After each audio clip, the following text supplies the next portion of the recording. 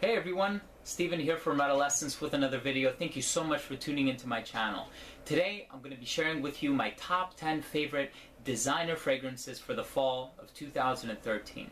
I want to let you know I've already made a niche addition to this video, so if you haven't seen that, I'm just going to leave a link for that here, so please make sure you check that out. This is the designer version. I'm really excited about this list, and first off, I do just want to apologize. I know that this video has been a while in the making and I'm kind of late with it. I know fall officially started September 22nd this year. We're almost at winter. Winter is starting 21st of December. So I did get this video out a little bit later, but I'm actually kind of glad that I did because I feel like it's a more accurate, more honest reflection of the fragrances that I actually have been wearing in the fall as opposed to the fragrances that I expected or that I anticipated wearing in the fall. So I feel like this is a more genuine list as a result of that. So it kind of has its pros and cons. I'm kind of excited about it, but I do apologize for getting it out there a little bit late. Also, I want to say that this is a fragrance list of fragrances that are available to me, that are in my personal collection. There are a lot of fragrances that I've smelled that I think would make great fragrances for this list. I personally just don't have them in my collection, hence the reason why they're not in this list. So these are fragrances that are available to me, that are accessible to me, and in my personal collection, I have a little over 300 fragrances now, so these are just 10 of them. And also I would like to say that this is not a list that was compiled by anyone else but me. I didn't find this in a magazine or online or anything. This is a list that I put together myself, and these are fragrances that I have personally been wearing a lot in the past month. So without further ado, these are my top 10 favorite fragrances for the fall of 2013 designer edition. So let's kick it off with number 10. Number 10 on my list is a fragrance that I was actually put on by a fellow YouTube fragrance reviewer with the YouTube handle DrapDoc. His name is Cody, and he mentioned that this was his #1 most complimented fragrance of all time.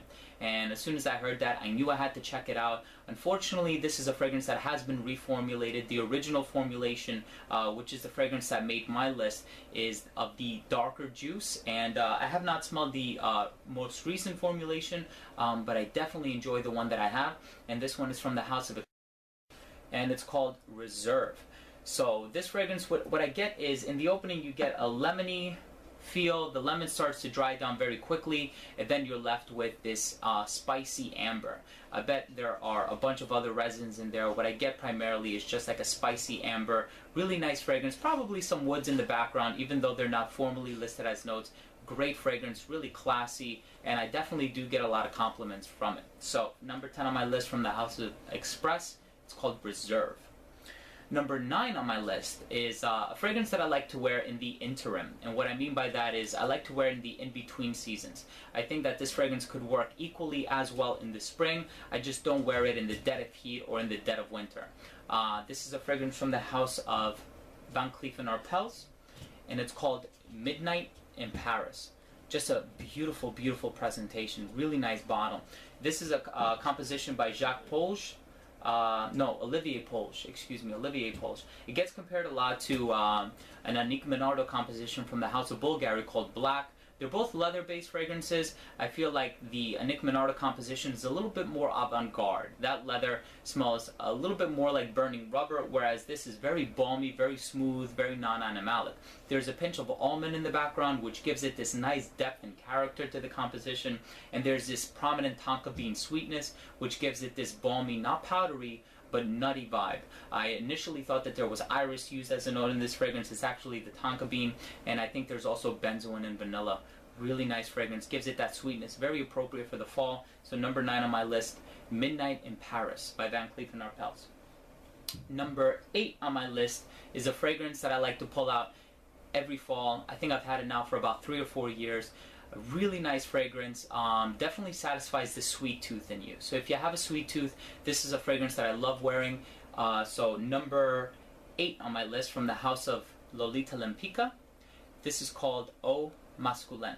Now what I get from Eau Masculine is this beautiful blend of vanilla, some resins in the dry down, I believe there's benzoin. It kind of has like an herbal feel, but the star players are anise and licorice. So if you're not a fan of those spicy sweet notes, I would definitely avoid this fragrance, but if you're into that, I think this one does it like no other. I know there's another one which is also an Annick Minardo composition, as is this one, from the house of Yves Saint Laurent, called Baricuros. That one has more of an emphasis on the note of eucalyptus. So this one is not quite done in the same way. There are definitely differences notable enough to make this warrant of a purchase, even if you have both.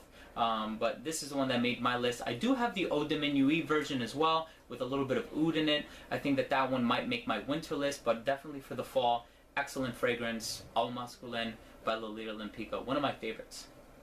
So, number 7 on my list is a fragrance that, wow, honestly, could have very easily been in the top 5. The only reason that this fragrance made number 7 is because it's a little bit heavier, and I think it could work really well in the winter as well. If I felt like it was geared a little bit more toward the fall, might have been a little bit higher on my list, but for that reason alone, I ended up making it number 7. This is arguably one of the best flankers of any fragrance, of any line, any company to date. So number 7 from the house of Thierry Mugler.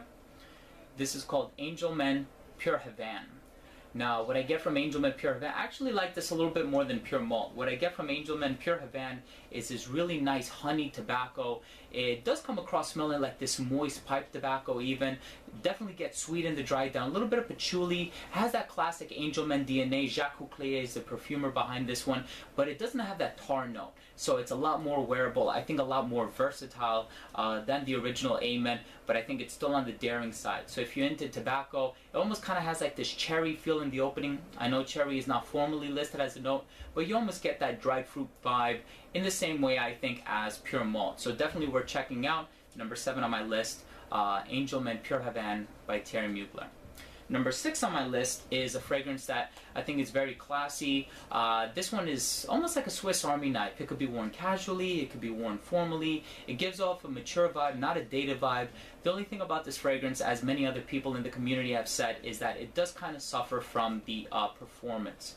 But number 6 on my list, definitely a fragrance worth checking out and looking into, is called The One by Dolce & Gabbana. So with Dolce & Gabbana, what I get, I believe, is also a tobacco fragrance. Kind of has like a dried fruit vibe. I think dried fruits are not even listed as a note. It's more of like an ambery fragrance. I think these two are quite similar to each other, with the only exception being that this is a spicy amber, this is more of a tobacco amber. Definitely has like this kind of dressed up feel, but like I said, it could be worn casually as well. Really classy, real mature. Number 6 on my list, The One by Dolce & Gabbana. Much, much better than any of its flankers. Okay, number 5 on my list is yet another composition by Annick Minardo. I just feel like she does really, really nice fall fragrances. And I picked this one just because whenever I smell it, I think it's so appropriate for the season. Definitely has that autumnal evocation to it. This one is from the house of D Squared, and it's called Potion. Now, this is the original. I know D Squared has already released a couple other fragrances. I know Blue Cadet is a flanker to this. This fragrance does have a couple other flankers, but I think this is the only one that I've tried, and this is the only one I think, judging by the note breakdown, that's appropriate for the fall. It's just this really nice blend of amber. It's kind of spicy too. I believe there's cinnamon, and I know this is really an amber fragrance, so really amber accord. It does, I know somebody has said that it smells quite like Christmas trees, and there's something in it, something about it that has like a pine or fir feel to it. There could very well be pine resin in this fragrance, making up that amber accord. Really nice fragrance for the fall. Definitely number 5 on my list from the house of D Squared, and it's called Potion. Beautiful, beautiful fragrance. Number 4 on my list is a fragrance that I heard a lot of talk about, namely because it gets compared a lot to another fragrance by Tom Ford from the Private Blend collection called Tobacco Vanille.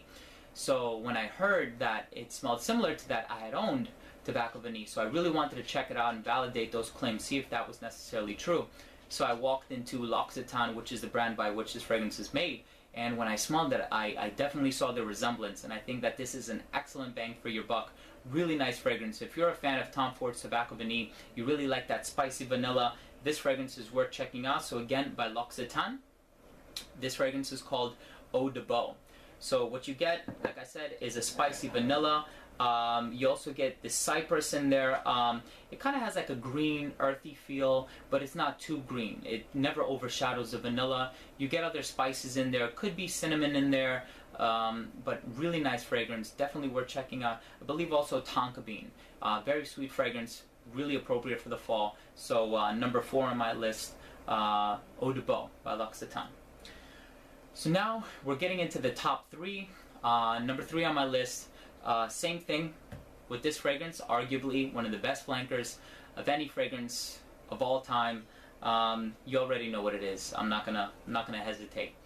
This one is called Angelman Pure Malt from the house of Thierry Mugler. What you get from Angelman Pure Malt is this really nice blend of malt liquor, I guess. I know people say it has a whiskey-like opening.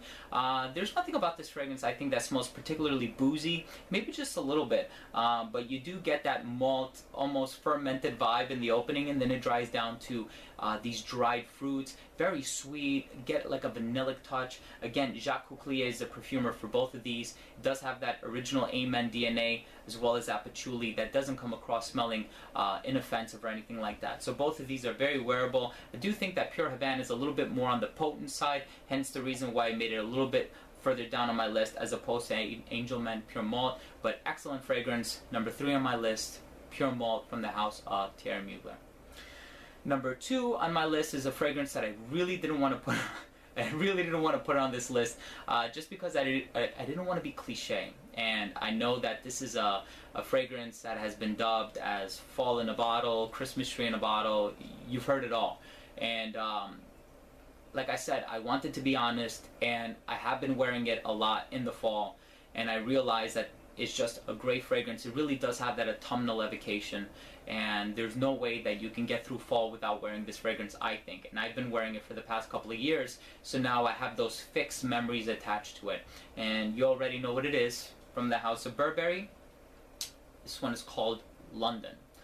So of course, Burberry London, I think, is also this nice cypress, almost like cypress tobacco combination. It's kind of sweet, it's woody. I think there's Gaiac wood in there, a little bit of cinnamon, a lot of cinnamon actually. I think it smells like cinnamon potpourri. So if you've ever smelled that, you have a pretty good idea of what this fragrance smells like. Excellent. Honestly, I think there's no other fragrance that smells like fall quite the way that this one does. Eau de Beau is up there, but I think that this one definitely is up there on the list. Number 2 from the house of Burberry, it's called London. Number 1 on my list is a fragrance that I fell in love with the moment that I smelled it. When I heard that they were coming out with this fragrance, I knew right away that I had to buy it. I do like their women's counterpart. It's actually one of my favorites. So when I heard that they were coming out with a men's version, if you will, of this fragrance, I had to check it out right away. I blind bought it the day it came out. I received it in the mail right away. I fell in love with it. The downside to it is that it's becoming the new 1 million. You know, everybody's wearing it, but despite that fact, I think it's one of the best designer fragrances that has come out in the past decade. And even if everybody else in the world wore this fragrance, that would not stop me from wearing it. One of my favorites from the house of Victor and Rolf. It's called Spice Bomb. I know this made one of my lists last year, and that honestly has not changed with this fragrance. I think it's a beautiful blend of tobacco and pink pepper and cinnamon. It has somewhat of a balmy feel. It's spicy. Performance on it is really good, and it really gives me that fall feel. It just has this cozy nature to it, as many of these fragrances do. But honestly, number 1 on my list, it's going to stay on my list for a very long time, and I know that. And I'm definitely going to be wearing it into the winter. That's it. There you have it. These are my top 10 favorite fragrances for the fall of 2013 designer edition. So thank you so much for watching. Please don't forget to comment, rate, and subscribe. It would be greatly appreciated. If you have any questions, comments, or concerns, honestly, please feel free to let me know. Leave a comment down below, shoot me a message, and I will try to get back to you as soon as possible. So again, thank you so much for watching. I hope I didn't go on too long with this one, but I really do appreciate you tuning in. So again, until next time, this has been Steven with another video from Red Lessons. Take care.